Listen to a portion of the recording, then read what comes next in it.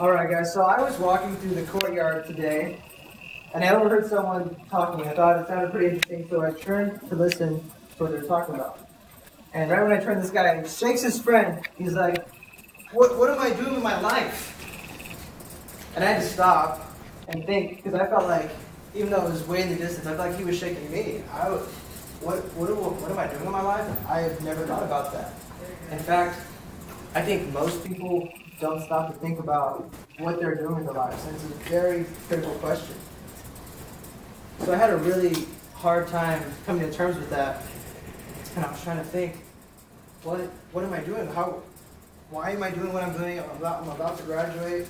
Woo, woo. I'm about to graduate, and I'm super excited, but at the end of the day, that's just going to be a really expensive piece of paper. So why am I doing this? What's the point of life? And that's when it hit me. In one of my first speeches here, I told you guys that one of my personal goals was to meet 1,000 new people.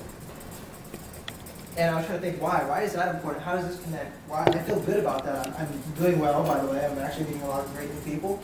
But what does that have to do with anything? And then that's when I realized, life, to me, is about finding your voice. It's really hard to do, and I can't really define it, but I can tell you a little story about what it means to me exactly. So when I was a kid, I used to watch TV, and I was like, man, those people are so interesting. Barney, you always know what to say. And I would listen to the radio between all the rap songs, and I'd be like, man, those guys are so funny. They are on point. They are hilarious. Always funny. Always keep me interested. And when I watched people on stage or on the silver screen, they commanded the people around them. They were so interesting. They were heroic. And I was like, how can I be that? I don't know. And I would go to school, and I would try to fit in with people. I'd try to say jokes that they were saying, and they might get a laugh, but they'd really stop caring. And I would try to be interesting. But every time I said something, I just felt like it wasn't cool enough.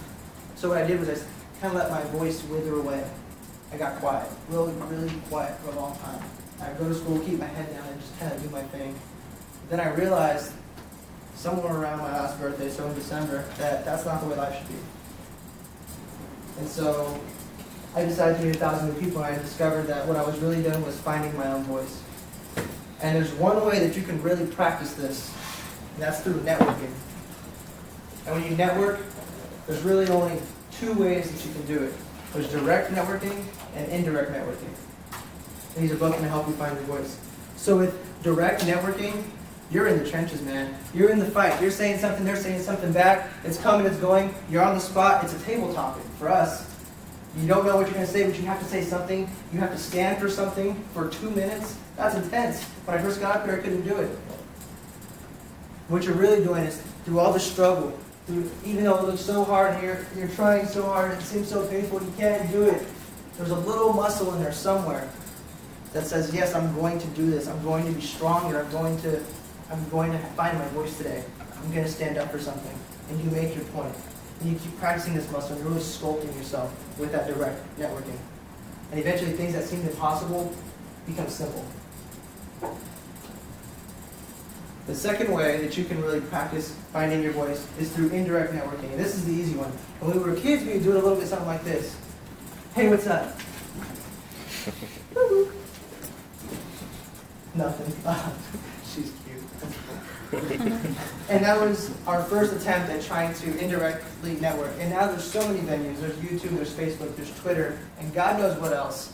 And these are just all ways where you can start forming your opinion and forming your ideas and getting it out there. And what I love most about indirect networking is your ability to look back in time and see your path, your steps. And so you can go back, and with some of these things, you can delete posts that you feel like, that really wasn't me. I don't feel comfortable with that anymore. But you can edit them and change them and grow and let them grow with you. The most important thing is the distance. Instead of being directly in the fight, you're outside of the fight. And you're seeing it from a distance. And it really helps you to grow. So you can say, man, I really loved when I said this. This is not something that I really want to talk about anymore. And you start finding your voice over time. And that's super critical to finding your voice. And I guess to conclude, kind of a long conclusion, so brace yourselves. I feel like when I came here, I had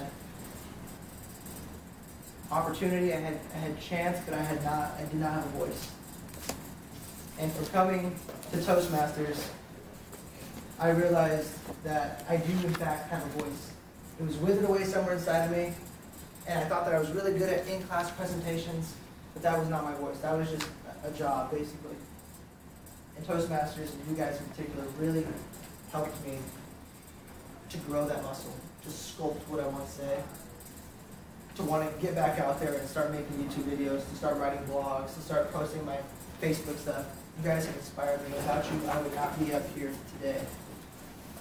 So I'm graduating. I'm still going to come around. I still hope to see all you guys. There's just a couple of things that I want to leave you with. One, today, tonight, when we're at Roundtable later on for our fundraiser, post something inspirational on your Facebook. If you always want to say something, say it. Get it out there. Share your message. Find someone who can help you record your YouTube video and edit it and get it out there and start having fun. Write your blog. Because right now your network may not be big enough for you to get a whole bunch of likes. But if you just keep growing it, people will want to hear what you have to say, and you'll keep tweaking it until you find your voice and it's going to resonate. It's going to be awesome. So thank you guys so much for all of your time, for sharing yourselves, for sharing your stories, for helping me to be a better speaker and grow into a better leader. Mr. Toastmaster.